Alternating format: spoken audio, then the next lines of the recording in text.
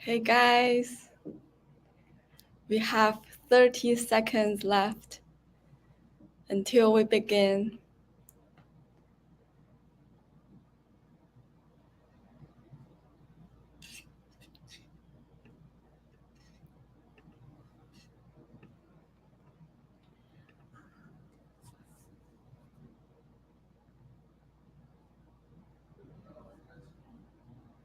Okay, now is the time. Hey guys, nice to see you again. Just to let you know that we're doing an investment matching event for new users who copies our bot. The detailed info is in the description, so please check it out. You will have a chance to double your profits. And it has been a crazy dump week, right? So no one was expecting this, including me. So I've been waiting for this live stream to learn from Jay. How would he interpret the recent dump and his trading strategy? So let's welcome Jay. Hi, Sia. Hi. Hey guys, thanks for the introduction and welcome to the Pinex live stream, guys. My name is Jay, for those of you who know me, and I'll be basically covering over some market updates and as well as the title in our YouTube. Right? Did the Ethereum Foundation sell Ethereum and did it mark the top for the local bull market as of now? And we'll definitely get into that. But before we start, just want to thank everybody for joining our live stream. Thank you for coming and talking with us, spending the hour just hanging out, and improving the Pinex community as well as the crypto community in general. And if you guys give the video a like and subscribe, we would appreciate that very much. It will help the algorithm as well as drive more people, recommend this video to more people in the crypto community, and maybe get some new retail users and onboard into crypto as well. So I would appreciate you guys for doing that. And before we start, what do you guys, or Sia, what do you even think about this decline recently? Yeah, so with the still the tight job market that the data released last week, and also right now people are afraid of the debt default. So I think that might cause the price to dump. But still want to listen to what you are thinking. What's your opinion and what's your interpretation? Yeah, so I mean, like we kind of communicated and been saying that there's a very good chance for Bitcoin to pull back, right? Like I think last week, it was at 30,000. We were thinking this. We were communicating this could 2750 was a good support level, but we were thinking the final target was around 25,000, right? That's what we've been saying, and I never told you guys to buy high, like 30,000. 28,000 specifically told you guys, hey, this is not a good risk and reward level to be getting in right now. You guys can watch the past live streams and see what we said, but that is basically the general gist of it. The risk and reward just wasn't attractive. But now with Bitcoin coming down to 26,000, we believe it is a very good time to start scaling in, and we have been doing that, right? And I think last week, if we go, let's go check out some of the orders we placed. Let's see right here, share screen. Yes. Yeah, I'm about to do it. So last week in our video, we talked about. I said I was gonna do some buy the dip at 2750, right? Because I believe that was the first support level, and of course we're at 26,300 now, which is okay, right? Because this is a level I would be okay starting to scale in. So take profit on that. And of course, I also told you guys to place the order when Bitcoin's price dropped. I told you guys to place an order lower at like 25,000 or 26,000, right? So this one was at 2550. I placed this one during the middle of the week because Bitcoin price started coming down. And of course, we didn't reach that price yet. So I just got some free interest for that. And the last one I also placed during the middle of the week. It was my Bitcoin. I think this was when prices were still around 28,000. I just thought the maximum we could get was 30,000 on Bitcoin. So I had some spare Bitcoin sitting around. So I thought, why not, right? If it's sitting around, might as well generate some interest on it instead of just having it do nothing. You gotta use your money to make money, right? You need money to make money. So let's take profit on those. And I mean, just we can play some trades later, but what I'm looking now, these are some great yields on the 25,500 and 24,500. But this 25,500 looks really great, right? 37% in 2 days. So these these are at the levels that I think Bitcoin will bottom, and I want to buy Bitcoin at. So like later on in the live stream, I'm going to be placing orders at 25,000, 25,500, and maybe a longer term 24,000 as well, which I believe we will not get past 24,000. Around the 24 to 23,000 range, I think it will be the bottom. But I don't think we're just going to directly bounce off that level, but I think we will get that will just basically mark the bottom, and we will go sideways and have a consolidation while we get some more news and updates in the market. I don't think we're going to go anywhere below that. And if you guys check out the last video, we talked about this because the miners, right?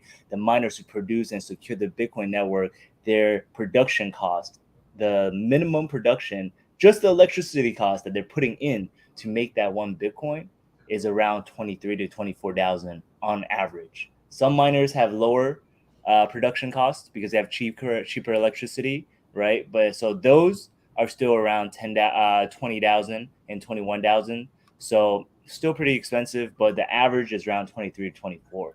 And that is why we think 23 to 24 could be a very solid level to be stacking your Bitcoin. So basically that is what I'm looking at. So let's go into what we're seeing with the whole Ethereum Foundation news, right? Let me share my screen on that. Where is it? Let's see. Okay. So a couple of days ago, let me see what day it was. I think May 10th or May 9th. Basically, the Ethereum Foundation transferred 15,000 Ethereum and sold it on Kraken. We're assuming the price of around 1,988 or 2,000, right? Just approximately at that price. And a lot of people have been kind of like spreading FUD. They're saying, hey, Ethereum Foundation is selling their own coins. That must mean it's a local top, right? That must mean Ethereum is overpriced and that everyone should start dumping their coins. So I don't think that theory. I think that's just FUD, right?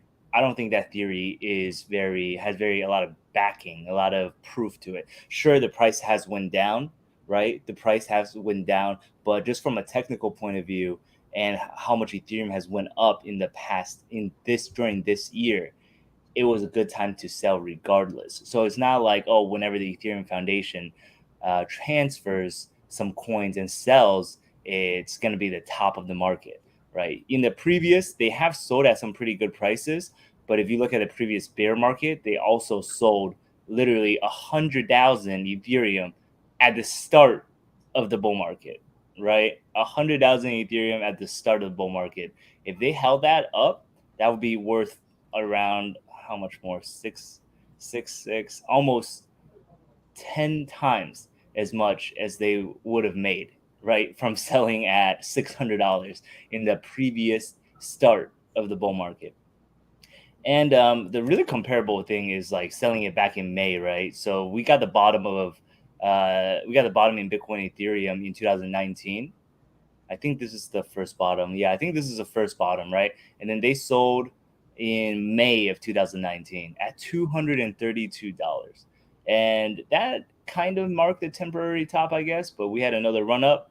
Of course, we had another dip down to like $50, $60. So they definitely do sell at some smart prices, but it doesn't necessarily mean that, hey, after they sell, Ethereum's just gonna go back to $1,000 and it's not gonna go back up again, right? So there's a lot of misconception around that, and I don't want you guys to, get involved in believing the FUD. I mean, looking at the price back when they sold the first time at $200 or even $600, those are some prices we'll probably never see again, right? Wouldn't you want to go back 3 years, 4 years and buy Ethereum at $200? You would put your whole bank account in there. You would sell your house to go buy Ethereum. Just know, because of course it's hindsight, right? Knowing what price is today, nothing returned as much as Ethereum. I mean, of course, all coins did, but I'm saying like major coins, right? Like traditional equities, nothing would return as much as Ethereum has in the past 5 years. I would love to go back and buy Ethereum at those prices. I know Sia would too. Those are some pretty good prices, right?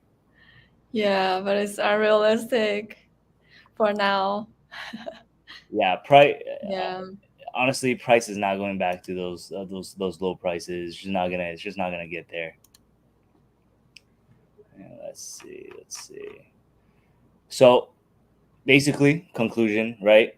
Ethereum Foundation is selling 30 million in Ether is not going to be the top of Ethereum, right? Doesn't mean we're going to go into a bear market. Doesn't mean we're going to go back to $1,000. It's just, I feel like it's just natural selling. It was a good time to sell. I was telling everyone to sell too at around 2,000, 1,900 because we just believe that Ethereum started looking weak. And on the chart, we can take a look at the chart real quick before going into something else. And on the chart, it just looked like distribution, right? We just kind of had this big spike up, big dump, and this area right here, this area right here is just a false breakout, right? And then we retested this 2,000 level right here, and of course we got rejected. So after you see this, it's just time to it's basically time to sell. All right. Hey Jay, how do you define a false breakout? Like a false breakout? Okay. Yeah. So false breakout, you never know if it's a false breakout until it happens, right? So for example, this time, it was pretty clear. Let me change the color of this. Let's do this in black. All right. So you see $2,000 is a strong resistance for Ethereum, right? Because if you look in the past, $2,000 was a top, and as well as it is a whole number, right? It's a whole number. So psychologically, us humans, we like whole numbers. So 2,000, 3,000, 1,000, 1,500, even whole numbers, we love those, right? So 2,000 was a resistance, and if you look in the past, this level has proven to be resistance and support multiple times. So 2,000 is an important level. So once you see Ethereum breaking out of 2,000 right here, this is great, right? And then we see this. So this is pretty cool, right? We broke out, we consolidated, made like a bull flag pattern. So we could still go up, right? We don't know. At this point, we don't know. But once you see this like huge distribution candle, means a lot of sellers are selling and there's a lack of buyers. That's why this candle is so big, right? Then that just makes this a false breakout. It's kind of thinking like this is abandoned. This is like abandoned price action. This is separated from all the price action down here, right? So that's how you define a false breakout. It's just like, oh, we came up above resistance, we hung out there for like 4 days, and then we exited that area. Mm-hmm. Okay. That's how you define a false breakout. So if we see a huge dump just around the resistance level, so does that mean that the resistance level is very strong and it is very hard to break it? Yes, exactly. So even let's say even right now, right? Let's look at the Bitcoin chart because I like the Bitcoin chart better. So if we really look at the Bitcoin chart, 27,000 was a strong support level, right? 27,000. That's why I placed some orders as 27 and 2750 because I believe 27,000 we might get a bounce, right? Mm-hmm. So we broke down 27,000. I think this is a legit breakdown. It's pretty clear to me, and then a lot of people I've talked to also, they have the same view as me as well. So this zone, right, is like the support zone where we've seen prices bounce multiple times in the past. So to establish, so for instance, right now, this is a true breakdown to me. I think we're gonna go down to like 24,000, right?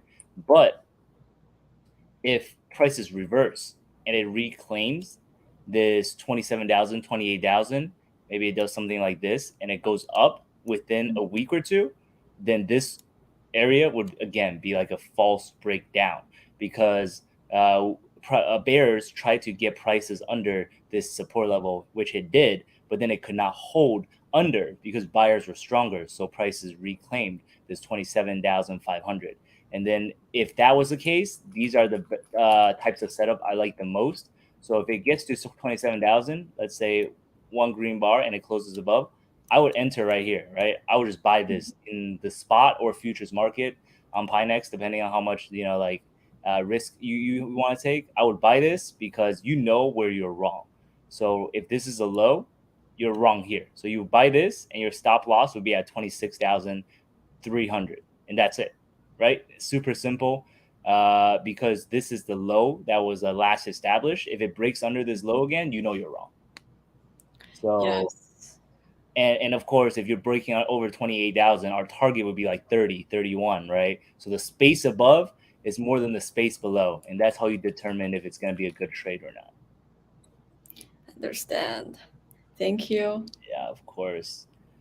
And I saw someone ask, "Hi, Niels and Liam, how are you guys doing?" I saw Neo's ask, "Do you think we are still in a bear market?"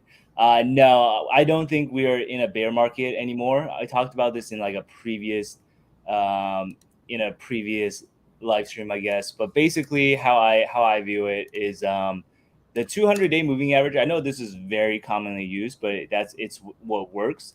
If the 200-day moving average is not sloping down anymore, then I don't believe we're in a bear market, because the 200-day moving average encapsulates trading action for the previous 200 days. So it's not just one day we go up, one day we go down. So it's really pricing in the whole trend for the previous 200 days, right? So if you guys see this red line, it's a 200-day moving average. So we see prices declining. We see the 200-day moving average declining for all of last year, right? Until January and December. January and December, it started flat. The 200-day, this red line right here, it started flattening out, right? You see it flattening out. This means we're in the transition. We're in a neutral market. So we're in the transition from a bear to a bull market, right? Because prices in the 200 days has basically flattened out. As you guys can see, July to March of this year, technically we're just going sideways, right? Of course, we had this little breakdown because of FTX, but technically we have just went sideways. And spending this time sideways, this is what makes the 200-day moving average flatten out. And as you guys can see now, the 200-day moving average is sloping up. That means in the 200, in the price action for Bitcoin in the past 200 days, it's been sloping up. It's been moving away from this trading range, and it's actually been increasing.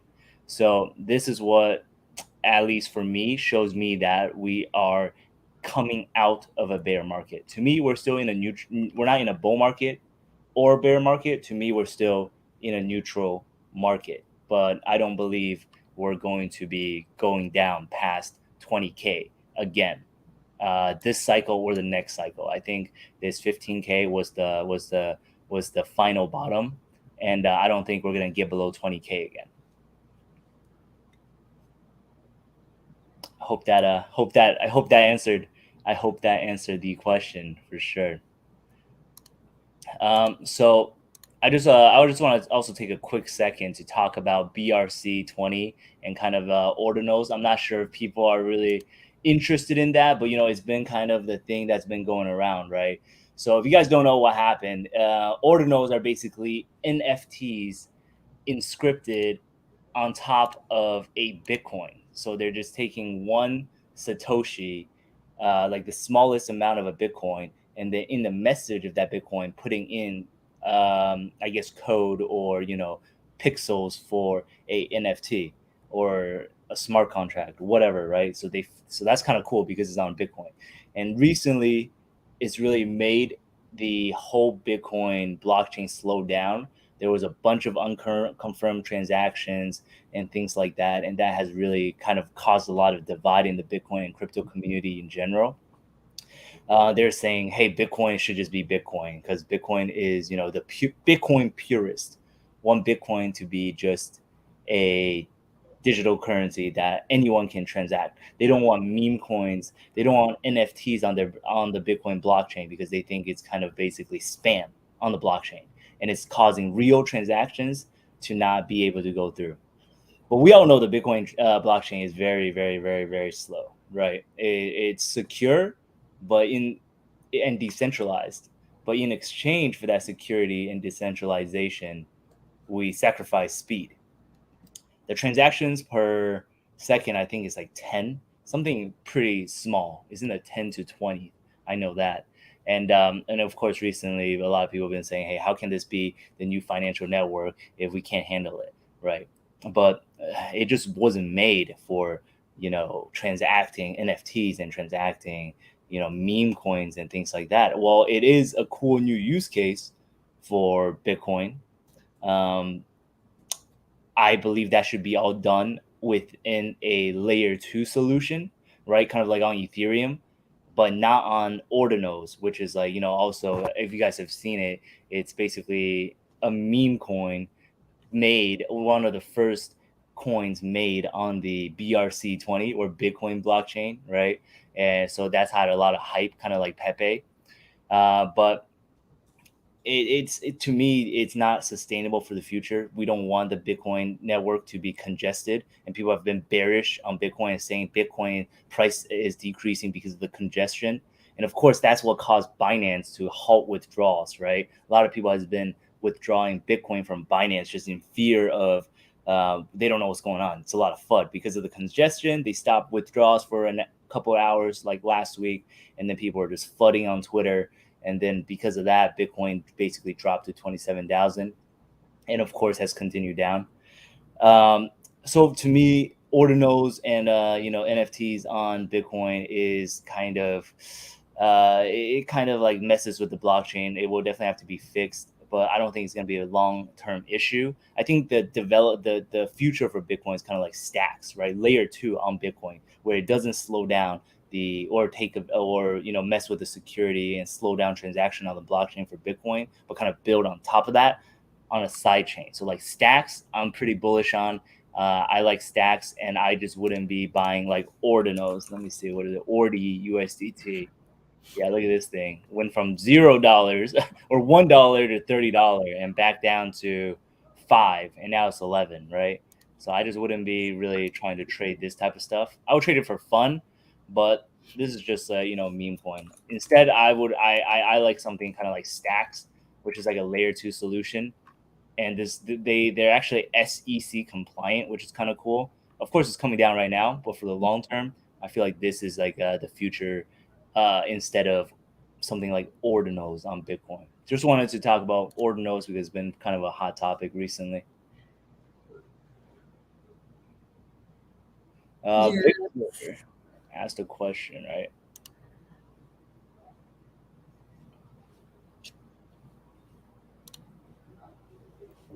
I think the meme coin recently that are very popular. Like I don't believe there's any value in it. So kind of curious about like why people would trade it.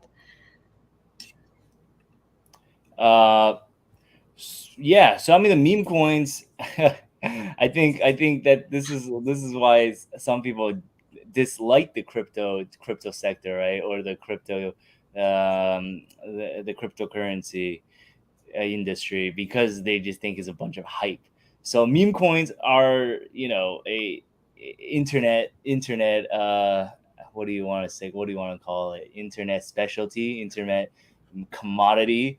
It's and of course Bitcoin and crypto are a kind of cypherpunk, kind of like internet digital assets. So I think it's just mostly degenerates and degens, right? It's just like people make money. They're like, oh my god, this guy made 1,000x on his crypto. I'm gonna try to do the same thing, and then they're just going on it, and then it's just like kind of like a crowd effect that drives it up. But it's just pure psychology, right? Like if you guys look at this Pepe coin, it goes up and down 60%. You know the dump is coming on the way up. Like you know it's coming, you just don't know when. So people like it just as a casino. This is a pure casino, right? Pepe, Ordi, Mong, a lot of these coins are just a pure casino. They have like Capel coin now, something stupid. Don't even look it up. Don't buy it. Don't look it up. Don't look up Capel. All right, it's stupid. And yeah, I mean, of course, this is an interesting topic. Meme coin is just like I think it's more of a psychological study than one of trading, right? One of value. It's just like what kind of it's just crowd value. What value does this have for you? Same thing with Doge, right? Doge is kind of like one study case of this as well. But if you guys want like a meme coin, kind of like how you want to allocate your portfolio into meme coin, we can kind of like go over that in a separate video. I mean, a quick summary, right, of my view on how to trade meme coins. Very short summary. It's just I would take 10% of my portfolio, put 1% into each coin, and I would do that for 10 coins, right? And these 10 coins, I can't really tell you guys how to select it.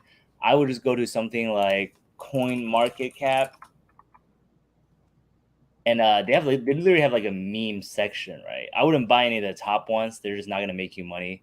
I would go to like 24-hour returns, and then check it out, right? Check out these ones and see one that's active, hot, and then kind of like also it has to be something that's easily understood.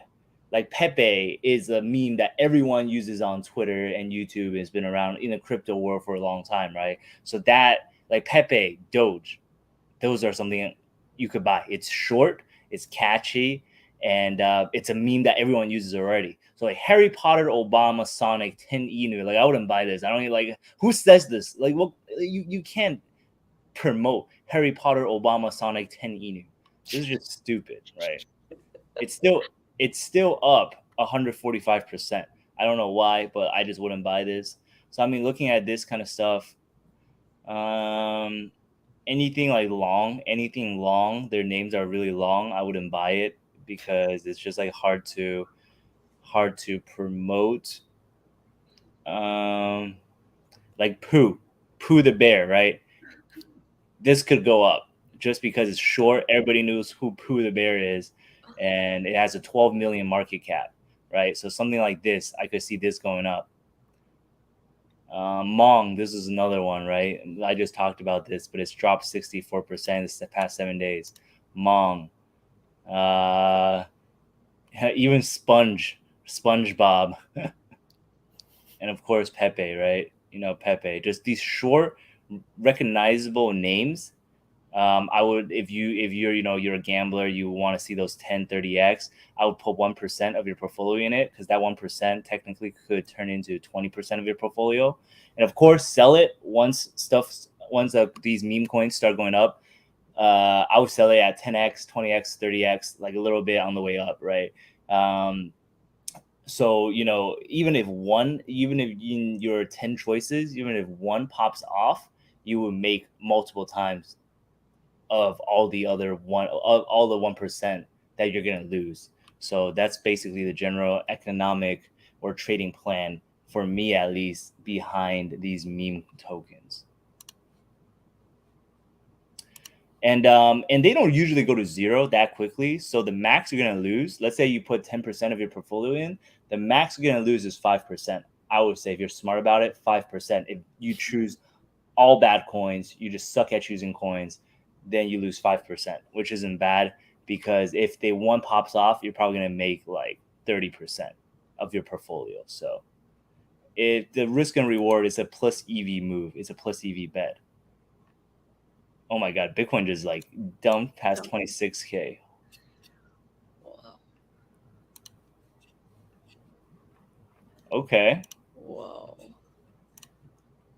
Wow, sudden dump. Yeah, Yeah. Let's see, 26K can hold. It's kind of crazy.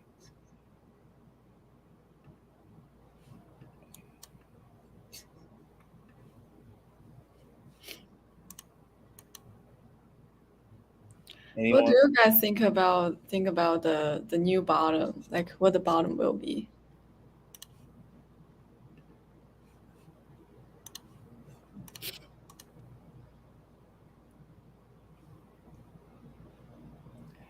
Let's see. Wow. How low do you think this will go today, guys? How low do you think this will go? It's a little choppy here, though. I'm not gonna lie.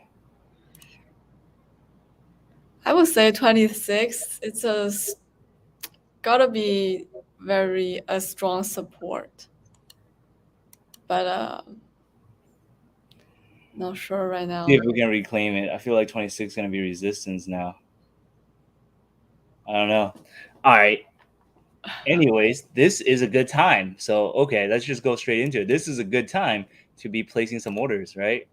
Let's see. Let's go check out this chart. So 20. Let's see. All right, cool. So last time we also basically talked about this, right? Head and shoulder. Actually don't think we talked about this last week. I talked about this on a live stream on Monday. I did somewhere else, but this is a head shoulder patterns, and we're gonna break 27. If we break 27, if it's a measured move for head and shoulders, it's just the head to the shoulder, right? This is the shoulder level where the support is, and the head is the highest point of the top. So this is around like a 10% decline. So if we do a measured move, we get a 10% decline down here, and that the target is like 24,000, right? If this plays out, the bottom I see will be 24,000. And this cool and what I love to see, right? What I love to see for more confidence in my viewpoint is basically confluence within 2 or 3 indicators that support my point of view. So trend line, right? This trend line, actually, if this pulls back, we're gonna hit 24,000, which is the uptrend line from the bottom of the market. So starting in January, we got the low for the SVB bank crisis, and then we're gonna get another bounce, another test of this trend line at 24,000. So this would be the perfect place to buy it. And if this kind of consolidates for a couple of days, we can see the 200-day moving average slowly moving up to 24,000 as well. So what this shows is we have the head and shoulders price target. We have the uptrend line, the trend line from the bottom. We have the 200-day moving average. Oh, what else do we have? We also have this. We also have Bitcoin production cost. We showed this last time, right? Over here, depending on the price of your electricity, this is how much it costs to produce a Bitcoin, and it's around 24 to 25,000. The lowest would be 21, 22, and that is another supporting factor for 24,000, dip buy on Bitcoin. So due to that and due to the sharp drop right now, I'm gonna place some orders first. I was gonna do it later, but let's see, 25,000. I'm gonna do 2-day 25,000. Actually, I'm gonna do 3-day 25,000. Returns me 34%. I am totally okay with buying at 25,000. So last time we bought $2,000 worth of Bitcoin. Let's do another $2,000. 30% annualized interest. Boom. Let's do that. Let's see if there's anything else. Let's see. Maybe we can do a 1 week also, because it expires exactly the same time this week. So 7-day 24,000. So before I said we're gonna the bottom should be around 24 to 25, anywhere between 23, 24, 25, right? So those prices are very close to each other. So 7-day 24,000, 22% interest or yield for you guys. So I would also do this. I will put in another $2,000 at 24,000. Boom, 22% interest, 0.4% return on investment, 1 week expiry. And if you guys haven't placed structured product order before, it's just right under earn. You go under earn at the top, and then you go to structured, and then it's just under USDT, which is the first thing that's going to pop up. So just a review of these, right? 25,000, 24,000, one expiring in 7 days or a week, and the other one expiring in 3 days. One's returning 34% annually, one's returning 22%. So we already bought some coins at 27,500, so $2,000 worth. If we get more coins at 25,000, 24,000, that's the goal, right? We average down. So if we get some at 25 and 24, our average is going to be around 25. So that is the goal of this, because 25,000, I believe, will be a very strong area for Bitcoin, and it'd be very difficult for it to break.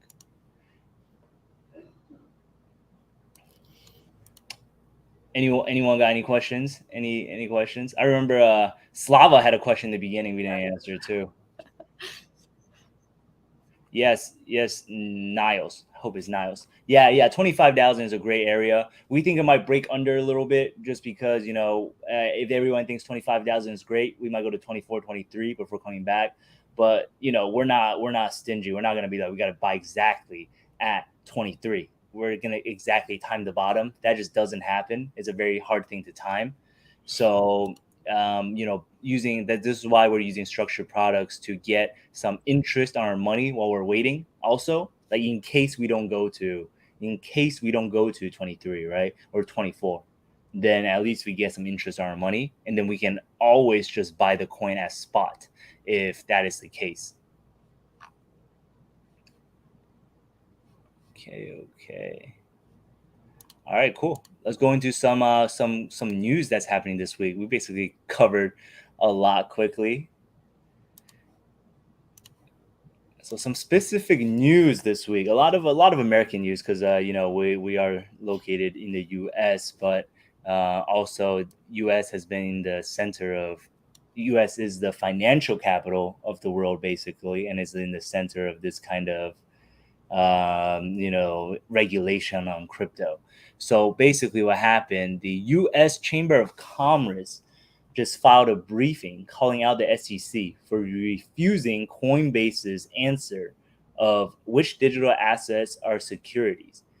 And they're just saying, hey, your actions are unlawful. Like, you got to give us clarity. You can't expect everyone to follow the rules if there are no rules, right?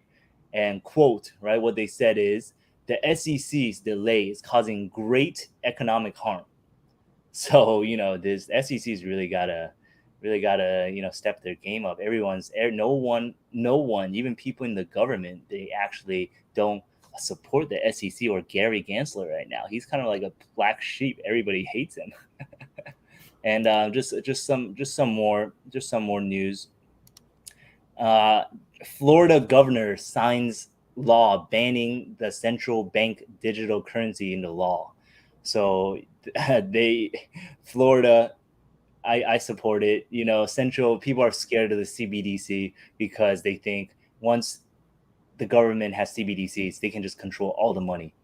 They know what you're spending your money on. They know how much money you have. They can just look on chain. It's all public, right? And they have full control of your money. So Florida governors just signed a law banning CBDC.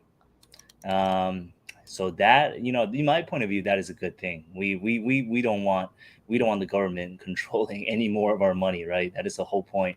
Cryptocurrency like Bitcoin and decentralization came about, and why we are what this is all about, really.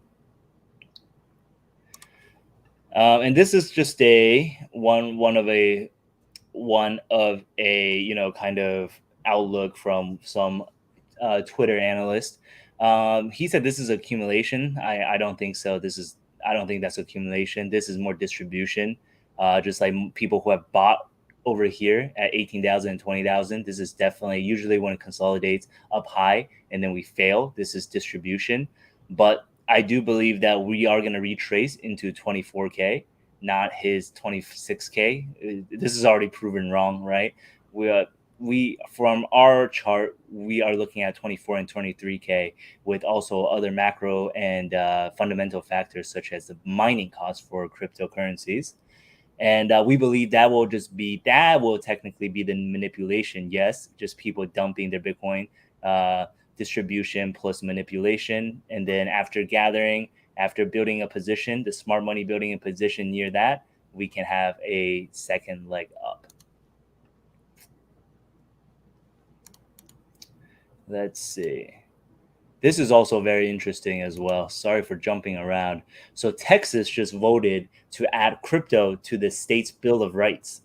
So Texas is saying individuals have right to use digital currency such as Bitcoin for trading or for transactions. So the government should not, the federal government and the SEC do not have the right to regulate these, because there's a currency they want to use. It's a currency they want to use as a method of exchanging goods and services.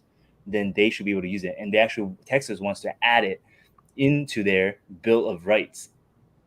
Right, this is almost like the amendment for them, like the top 10 rules, right? The top 10 rules for the state, almost like the just very important, very important, right? It's just a Bill of Rights. So this is also something we would like to see as well, right? Texas people are fighting back, saying, "Hey, SEC, hey, government, we don't want you regulating all these currencies and killing their economic growth for us." Isn't that a good news for crypto? Yeah, Yeah. that is good news for crypto, but it's not signed. It's not passed yet. They're voting for it right now. And guess what? They had 139 votes in favor and only 2 against. And what they said is, no government shall prohibit or hinder the ownership of holding of any type of quantity or other currency. Yeah. So they are, even the states, even within the US, people are split among the citizens, trying to see, do we need regulation, what type of regulation we need. But no one supports what Gary Gensler is doing. Everybody hates him, basically. That's how it's looking right now. Cool. Any questions? I don't see any. Go Florida. Yeah, Florida's lit. At least they're not they're saying, hey, we don't want Big Brother to control everything we do. So that's definitely what's up. All right, let's see. So let's look at some on-chain stuff as well, right? Some on-chain stuff. We haven't covered this in a bit. So let's see, where is the long-term holder, short-term holder realized price? We go over this pretty often. On the way down, this acts as resistance. On the way up, this acts as support, right? So basically now, for example, when Bitcoin retraced to 20,000, short-term holders realized price was at 20,000. And what short-term holders are, they are just holders of Bitcoin. They're just traders, right? Who has only held Bitcoin in the past 155 days.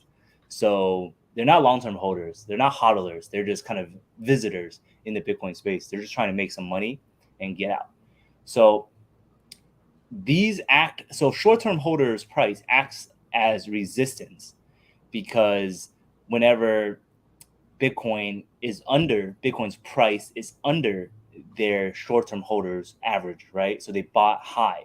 So whenever Bitcoin's price goes into the short-term holders realized price, they want to sell Bitcoins, because they're like, oh, well, I'm break even. Let me get out. This price action doesn't look good, right? As you guys can see, 46,000, it got hit, sold off. And then we bounce again, almost reaching the short-term holders at 32, 31, sell off. We go bounce into it before the FTX collapse in 21,000, another sell-off, right? But once we break over it, then it turns into support, because now when it comes down to the short-term holder realized price, people think, hey, it's a great deal. Price was just above it. Now we're coming back into where everyone else bought on the short term. This is a great deal, right? So now this is places they will be picking it up. So short-term holder realized price right now is around 25,000, 24,000.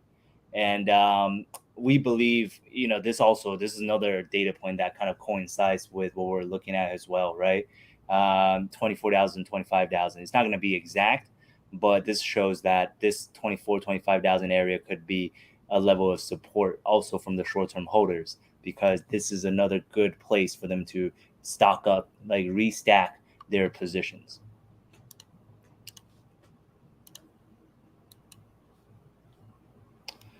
And let's see.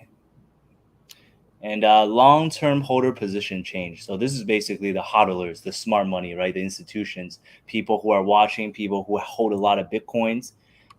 These guys have been holding Bitcoins for 1 year, or like at least 6 months or longer. So anywhere from 6 months to 10 years or 20 years, as long as the life of Bitcoin, right?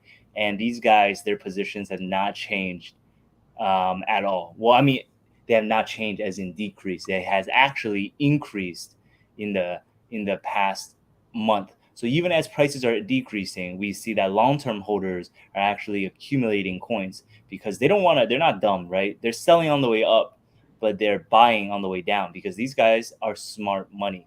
So they are not going to be emotional like most retail traders. So as prices dip, this is a good sign, seeing long-term holders increase their position and they are accumulating.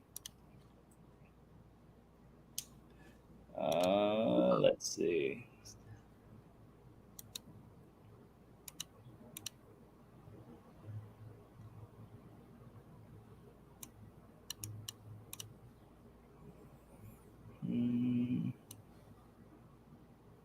Stablecoin circulating supply. So we see the stablecoin circulating supply kind of go sideways. It looks like it's bottoming out a little bit.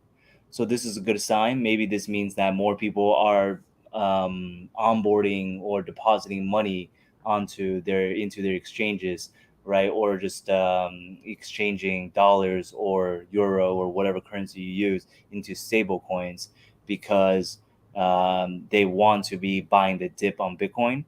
So this is definitely a good sign to see this bottom out. We've seen stablecoin just decrease, their supply decrease in the past year due to lots of factors. BUSD, getting banned by the SEC, USDT, USDC, just in general, people leaving the market. So this has been on a steady downtrend, which has been a really big, which has basically put pressure on Bitcoin as well, because this means that not as many people are buying Bitcoin. There's not enough cash or not enough dry powder for people to use to buy Bitcoin. So we want to see this bottom out. If this starts going up or increasing, then that is a very positive sign for Bitcoin.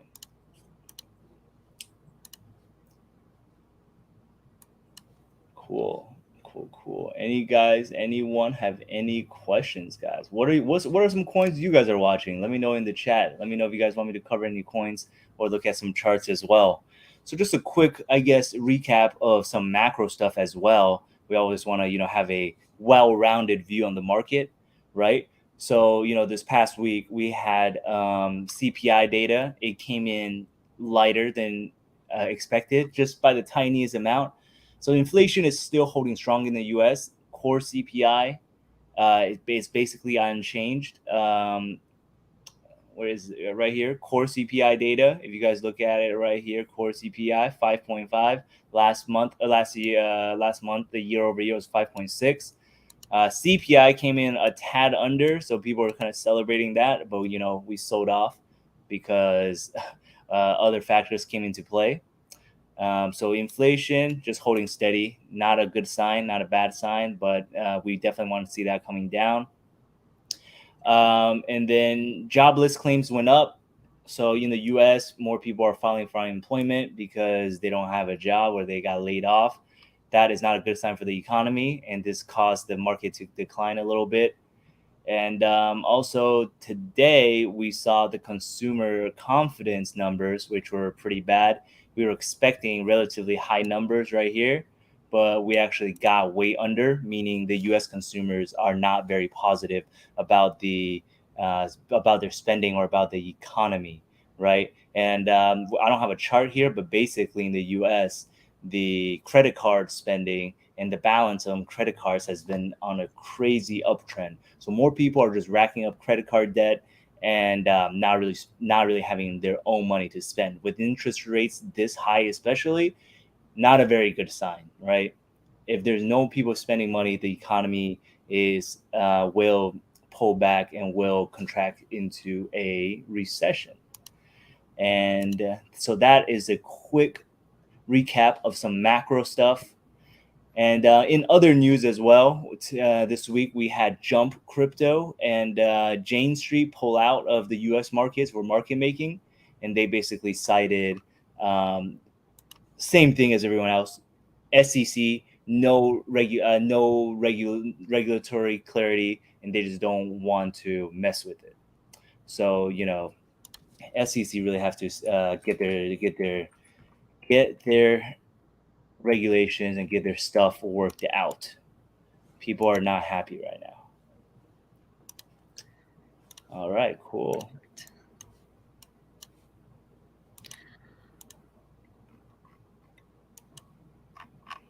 So market rebounded like Sia predicted.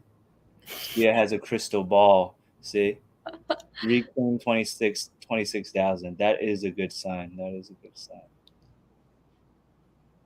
Strong support. Jasmy USDT, is that like an altcoin?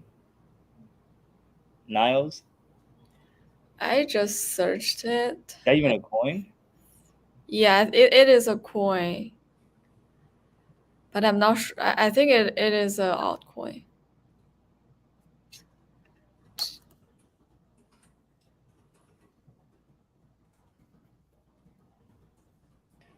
What does this coin do?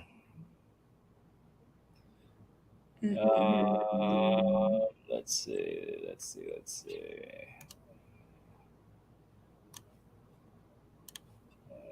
put on some indicators.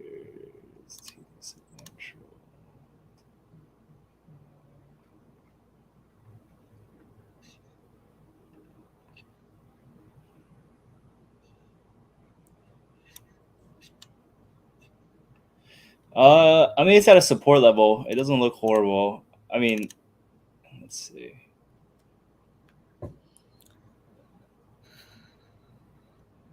Volume is still pretty high on this sell-off, so this is very legit and strong sell-off.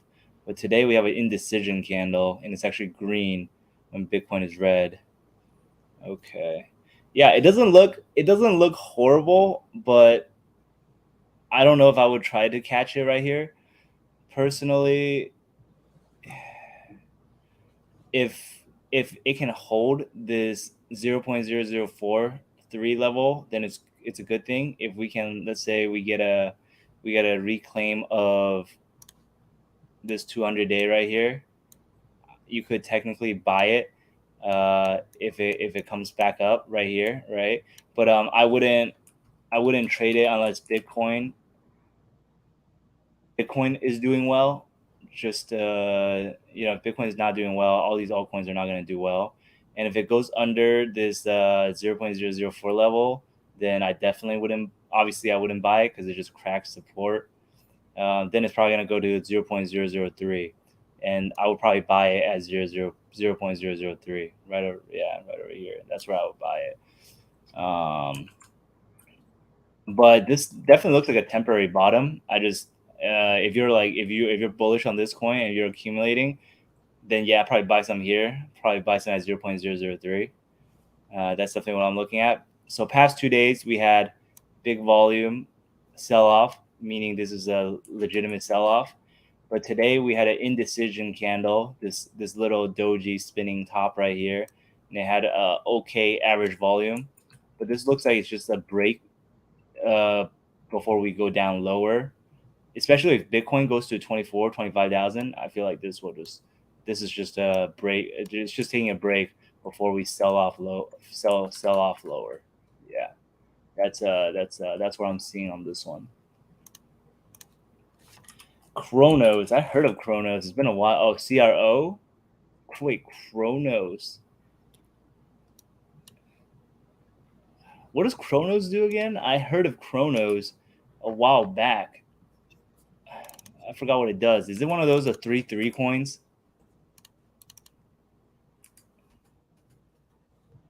I don't know. Let's see. Chronos USDT. Chronos chain. Oh, I remember this. I think. Oh, CRO. Oh, crypto.com coin. Yeah, I don't know. I don't like to buy exchange coins, to be honest, because you just never know what they like. I just don't like buying exchange coins. I would sell it and just buy Bitcoin, to be honest. Look at that reversal. So this technically false breakout here too. Am I sharing it? Okay, cool. Big dump, right? You guys can see this huge volume dump, and then we just get a huge reversal back. So a this as well is a false breakout, right? It just liquidates people. I bet there was a lot of liquidations on here. Look at this open interest. We liquidated a lot of traders, and then we just immediately shoot back to the upside. Is there news on this? Can check.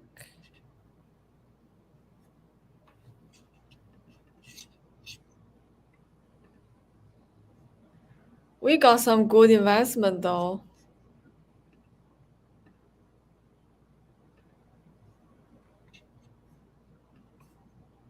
I don't see any specific news. I don't think.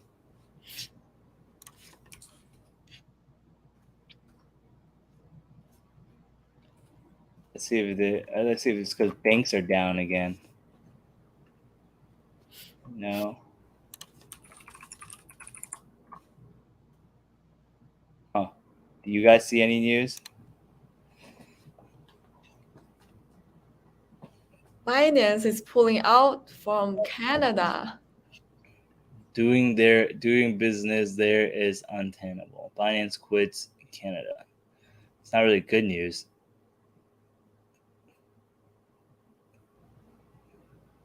Yeah. That might be the reason that the Bitcoin drop, Hmm. maybe, and then it rebound. Yeah.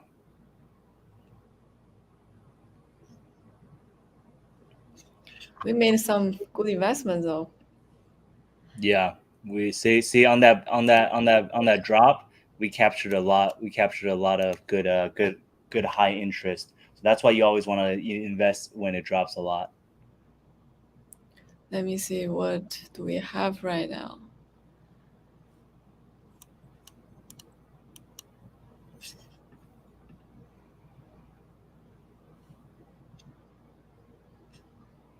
So actually, with this big pump right here after this dump, it's actually kind of attractive to buy this because this would probably trap a lot of shorts or people would chase long after it reclaims. So let's do a little, let's do a little quick live trading. Don't follow me because this idea could go very wrong, right? But I'm thinking we continue up. I'm thinking we continue up from here. I hate chasing though. Once the move has happened, I hate chasing here. My risk would be, so let's say if I go long here, 26,400. My risk would be around 26,200. I'll give it a little room. 26,200. I would give it basically the start of this breakout. And my target would be, damn, there's a lot of resistance up top. This wouldn't be a very good risk and reward trade, to be honest. But let's go. Let's just buy it. Let's see what happens. Go see Jay gambling. Is that gambling? Yes. We love to. We love to see it.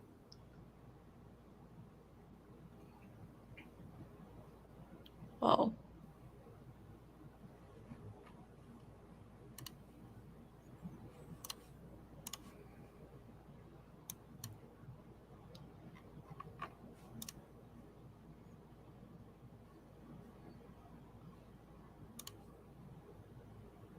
But yeah, if you guys have any questions, just drop in the chat. We covered most of everything that I want to cover today. If you guys have any questions, I'll definitely go over it. We left Slava behind. Oh, the question? Yeah, he asked about Litecoin and Bitcoin. Like, do you think Litecoin will be next BTC? No, No. it's not gonna be the next BTC. Litecoin's cool though. I remember I liked the Litecoin chart. So what am I risking here? $300. I'm risking 300. Yeah, this is a very bad risk and reward trade. Very, very bad. But YOLO, right? Chase it up. So I'm like risking. I'm risking what? I'm risking $300 for $300 at most. Yeah. Okay. Whatever. Let's leave it here. It's probably not gonna do well. Let's go look at Litecoin real quick for Slava. Don't want to leave Slava behind. Where is Litecoin? Let's see USDT. It is hot today. It is hot in here. Wow. Litecoin was doing really well. I remember in the first half of the year, it was actually doing better than Ethereum, I think. It was doing better than a lot of coins. I still like Litecoin here. It's just under the 200-day moving average, and it had this double top. I mean, Litecoin is just going to be around because it's one of the first coins as well, right? But it's definitely never going to replace Bitcoin. But I think Litecoin halving is coming up, so I believe you can buy it after the halving or the halving run up. But usually it's after the halving. But right now, this is very bearish. I wouldn't buy Litecoin.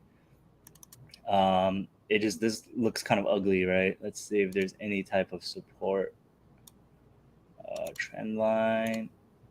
Hey Jay, the screen doesn't. Oops. Yes. Sorry. Completely forgot. No problem.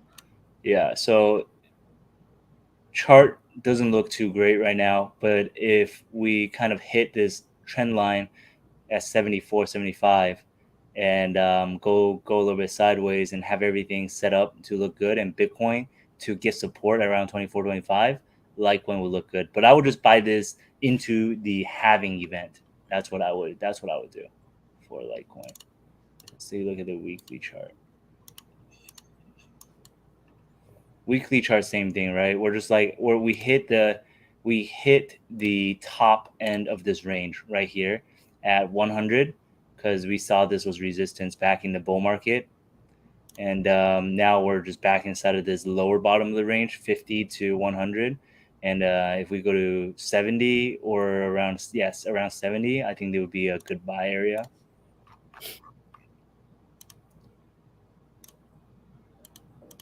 And for Bitcoin, let's see. So we get a fib retracement from the bottom of the market to the top. A 50% retrace would be, let's pull this down a little bit lower, I guess. A 50% retrace would be around 24,000. So in terms of fib retracement, this would also look very good. Because usually in this type of big run-ups, we get 50% retracement. So on the first run-up, we got a 50% retracement into 20,000. So this is the second run-up. If we could get a 50% retracement into 24,000, that would be amazing. That would line up really well. Yeah, so just a lot of indicators lining up and kind of complementing each other in supporting our views right now.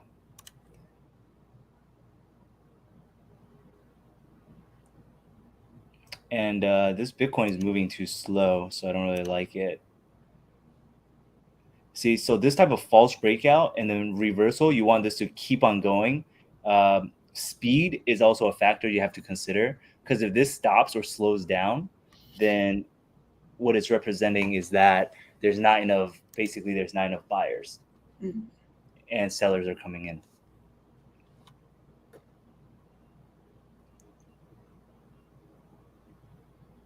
Slava made a good trade. Yeah, Slava bought at 26,000. See, he took your advice. Yeah. Yeah.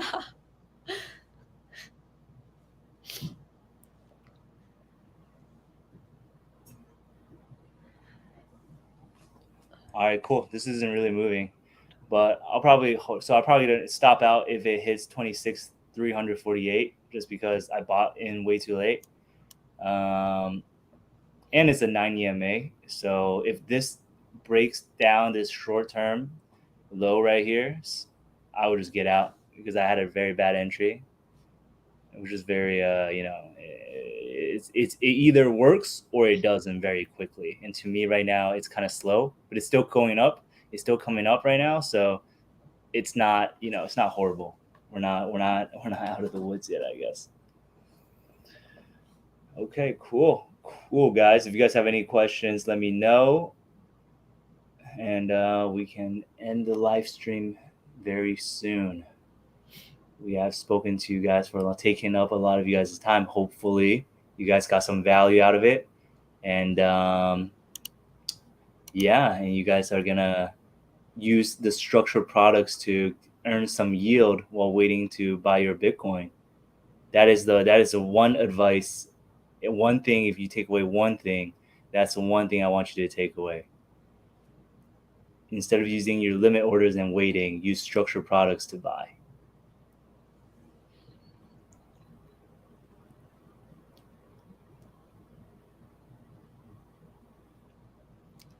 Thank you, Slava. All right, cool. Sounds good, guys. This really isn't exciting. It's not really moving. So we'll just check back on it, and we'll check back on our positions as well next time. Thank you guys for joining. Thank you guys for coming to the Pinex live stream. Make sure to leave that like and subscribe. Love you guys. We appreciate the support you guys are giving us. And we're going to do some giveaways or some trading competition live on the live stream. So make sure you guys keep on coming back every week. Every week, same time, Fridays, whatever time it is for you guys. It's 3 p.m. for me, EST. But hope to see you guys next week as well. And definitely come by next Tuesday. We're gonna be hosting Trade Tactics. He is a algo trading expert. I'm gonna be interviewing him and asking him how his strategy works on Binex, and he's gonna go into how he has made his strategy with ChatGPT, and also his strategy is available for copying on Pinex as well. So make sure you guys don't miss that. It's gonna be next week at 2 p.m. EST. So next week, Tuesday. So 2 p.m. EST will be 6 p.m. UTC. Just let you know. Yep. Thank you, Sia. And thank you guys for joining. I hope everybody has a nice weekend, and I'll see you guys next Tuesday. See you guys next week. Bye, guys. Thank you. Thanks. Bye.